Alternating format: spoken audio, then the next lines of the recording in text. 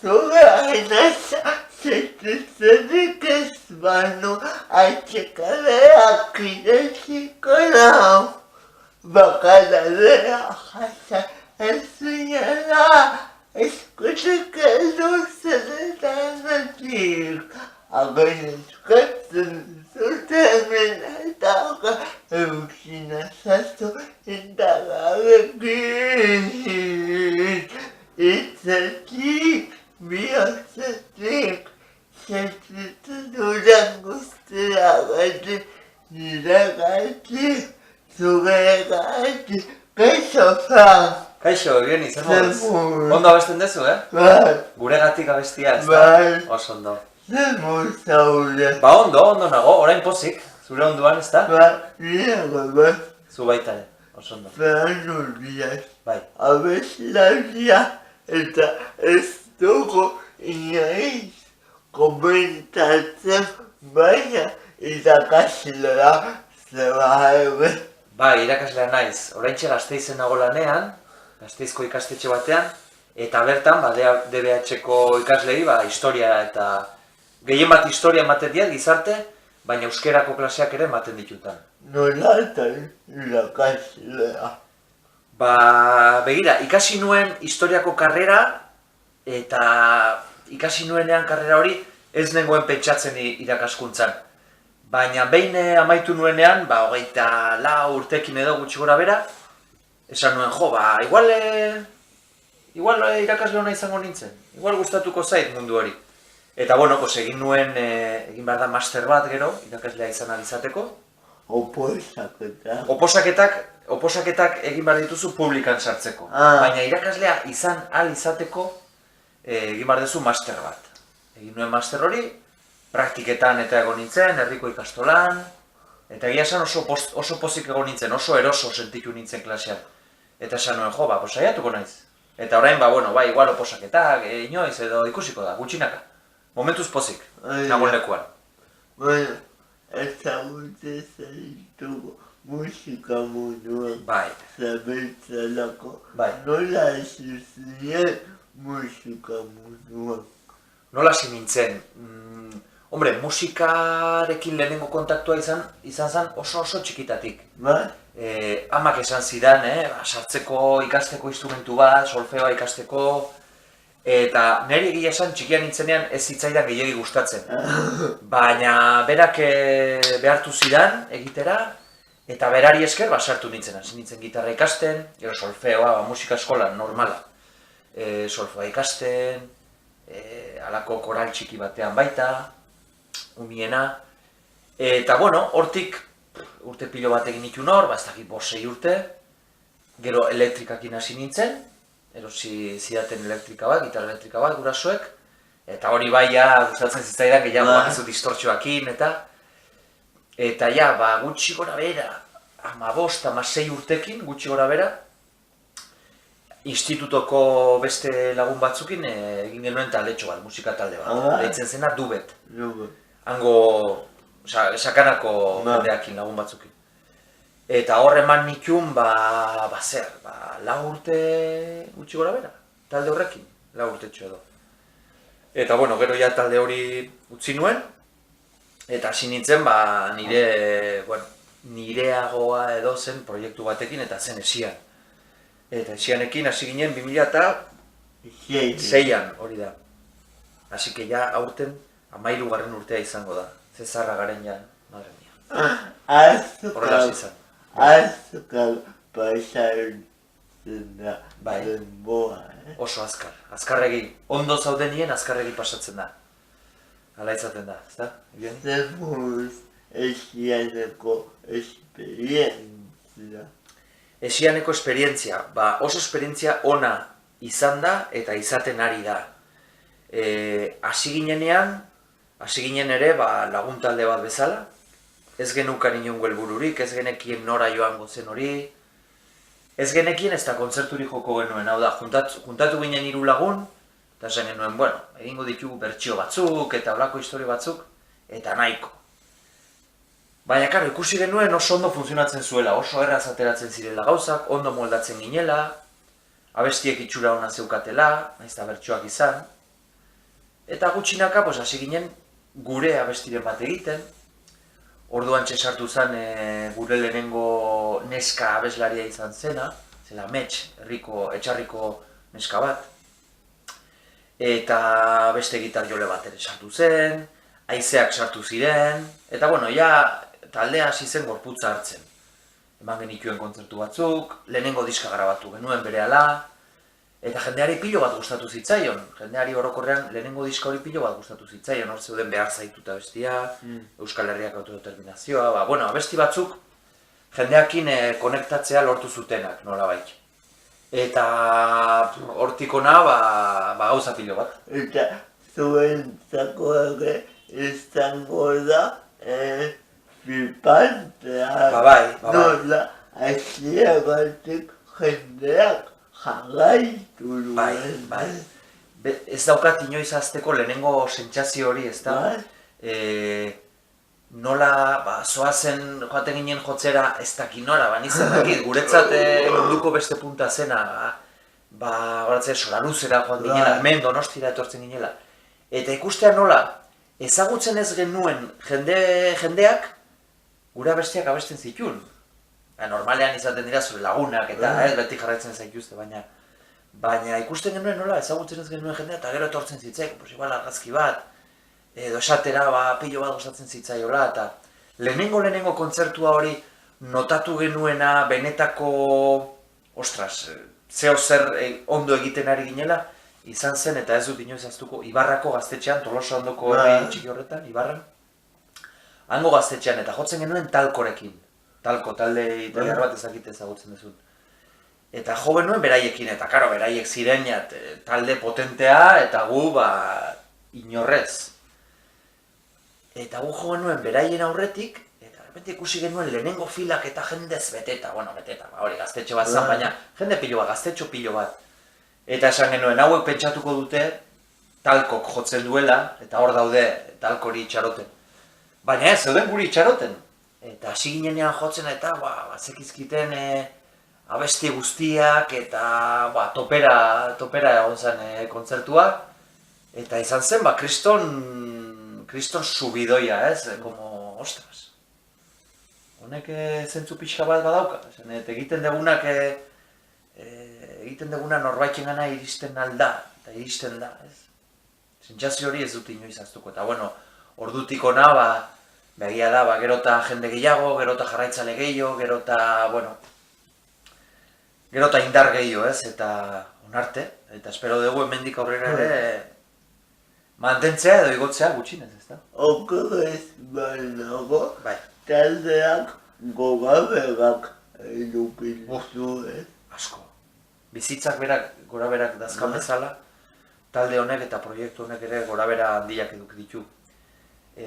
Orduantxe hasi ginenetik eta pixkate indarra hartu genuenetik, kontzertu hartatik 2007an izango zen kontzertu hori pentsatzen dut bai. 2009an amaieran, gure lehenengo abeslaria izan zen, Ametsek taldea utzi zuen. Ez zuen nolabait bide hortatik jarraitu nahi, gauza normalak dira, azkenean hasi ginen asmo batzuekin eta derrepente geunden astebururo kontzertua jotzen, baina igual 2 kontzertu astebururo. Karo, eta hori batzuk ondo eraman genuen eta beste batzuk ez zain ondo, batzuentzako ez zanko, nik nire bizia eduki nahi den, nire lagunekin dago nahi dut, eta normala zan, orduan berak erabaki zuen proiektua ustea, eta karo, Amets momentu horretan erreferentzia importantea zan gure publikoantzat, eta batez ere guretzat zan persona bat oso importantea taldean, Amets. Niretzat personalki gainera oso laguna neukan, eta galera hori oso tristea izan zen. Baina bueno, erabaki genuen aurrera jarraitzea, orduan sartu zen beste neska bat, Mireia Donostiarra, baina ez zuen oso ondo funtzionatu. Sartu zen taldean, urtebete egon zen taldean, 2010an, baina ez genuen personalki ere ez genuen gehiegi konektatu, publikoanekin ere zuen, ez dakit, zuen ondoegi konektatu, diskak ez zuen oso ongi funtzionatu ere, berakin egin genuenak, eta hor bai izan zen nahiko bajoia, ez da, lehenbuzu bidoiek patu dut, eta hor, izan zen nahiko bajoia. Erabaki genuen aldatu behar genuela, abeslariz berriz, eta berriz dena hasi, berriz jendea bilatu, ezin inor topatu, gure nolabait eskeman edo enkajatzen zuena, komplikatua zaz, oraindik ere ez genuen ezer kobratzen, ez ezer, orduan, karo. Ezin genion gehiegi eskaini pertsona horri, ez da. Baina, bueno, Zurina agertu zen, eta berarekin harremanetan jarri ginen, frogatu nahi zuen, beste talde batean kantatzen zuen berak. Froga egin zuen, oso ondo egin zuen, noski, eta erabaki genuen bera taldean sartzea. Eta hor bai, Zurina sartu zanetik eta orain arte bai izan da berriz goranzko joera hori, eta kriston momentu politiak bizi izan ditugu baita etapa horretan, 2011an hasi izan Zurine, 2011 hasieran gutxi gora bera, bai. Urtarrilaren 5ean eman genuen lehenengo kontzertua Zurinerekin, Altsasko gaztetxean. Eta ordutik, hori, oso esperientzia politiak bizi izan ditugu, eta momentu oso goxoan eta xamurrean gaude oraintxe, bai. Ze polita. Bai. Historia politia da, gora beratxoa baina politia dira, bai. Bueno, gogoa gaitua dena bezala, bizitza. Bizia bera bezala, ez da bena, bai. Eta durangokoa zokan egon zehate, eta nik horretik entzunerakat asko baloratzen duzuela, publikoarekiko duzuen harreman gertutasuna, ez? Bai. Durangoko azoka oso leku magikoa da. Eta gauza oso politia gertatzen die. Eta batez ere, gehien baloratzen duguna artistok edo, bai musikario, baina nik pensatzen dut baita idazleek eta publikoarekin dagoen hartu harreman hori, ez? Eta etortzea norbait eta esatea, kriston pila betetzen hau, betetzen haute zuen abestiek, edo kriston indarra ematen didazue, edo kontzertu guztietara joaten naiz, ez dakit. Ematen du ezetz, ematen du tontakeri badela, baina guretzat oso momentu politiak dira, eta asko motibatzen gaituzte aurrera jarraitzeko. Eta gogoratzen dut, por ejemplo, azkeneko azokan bazeudela mutil batzuk, nongoa ziren, pensatzen, igual oinatikoak edo zonalde hartakoak, edo igual arratiarrak. Ez dut ondo gogoratzen nongoak ziren. Baina behitu, zeuden hor, momentu hortan oso jende gutxi zegoen, ja azokako azkeneko orduak ziren, eta ja ustuta zegoen, erdi ustuta zegoen azoka. Eta ni bakarri nengoen estanean ze, Zurin eta hane, buelta baten matera joan ziren. Eta horbildu ziren eta ez ziren bereziki taldeko jarraitzaileak. Baina, denbora librea zukaten eta hortik buelta bat ematen ari ziren, nerabeak ziren, hirugarren DBH edo porai. Eta hasi ginen hizketan, baina beste, inungo zera gabe, eta nonga zari eta zenbat urte azkazubi eta hizketan. Eta hola hizketan eta esan zubieten, behitu, ez dakau diru askorik, zeia gastatuta zakabe, baina diska erosi nahi diau. Eta diska balio zen 5 euro edo gutxi gora bera.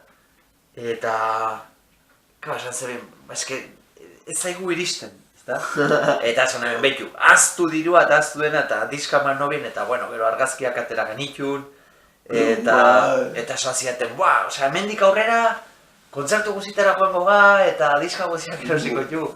Eta hor zeuden, denan artien bakoitza euro bat jartzen, eta aber iristen zen, esan, aztu dirua eta hartu diska eta eurak superpozik, ez dakit, hartu harreman horrengatik, diskangatik, baina gehiago nik ustet elkarrizketangatik.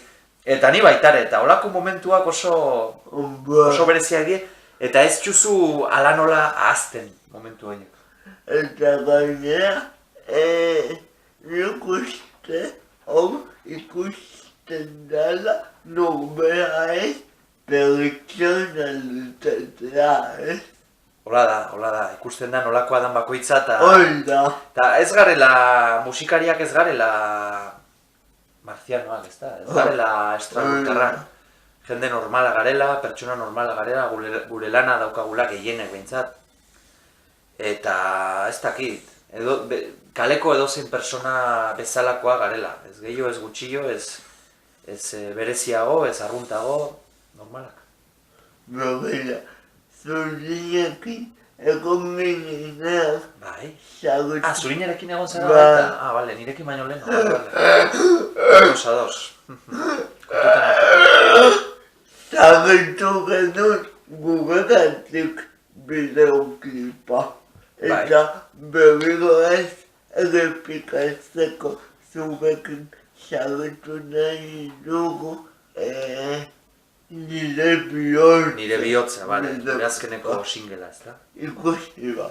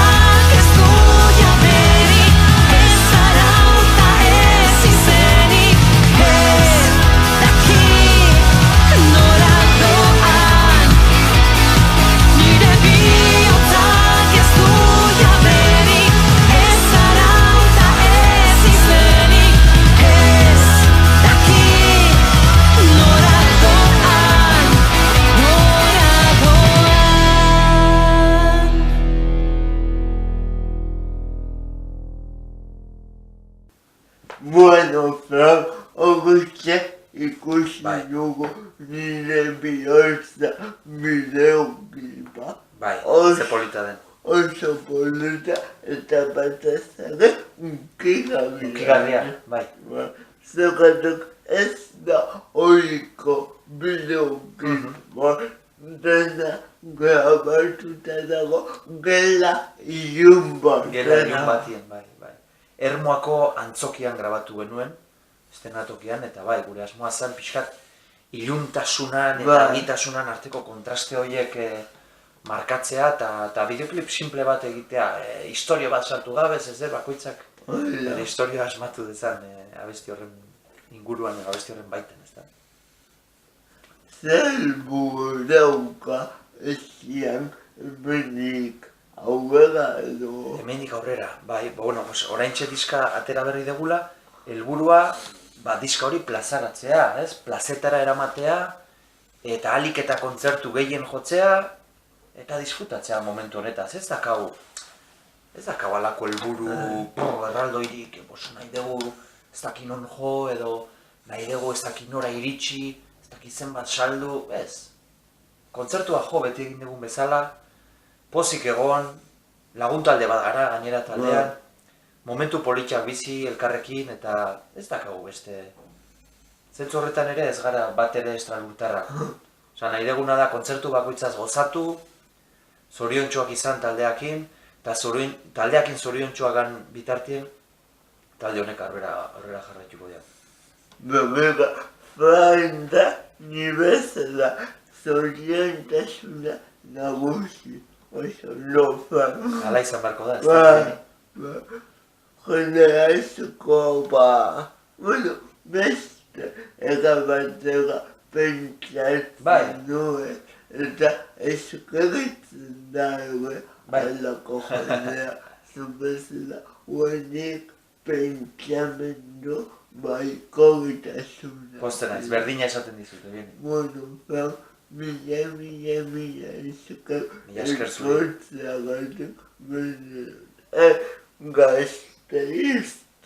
Gazteiztik etorri nahi. Azortzitik, kriston peaje, haber peaje kentzen nire bea, ez da? Baina huienik ordainduko ditu orain peaje ikusi. Bueno, vamos, bilaleko niego musua hundiba, uge ikusiai. Hori da, bai. Muxo erraldoi bat, zuen. Agur! Agur, eskerrik asko.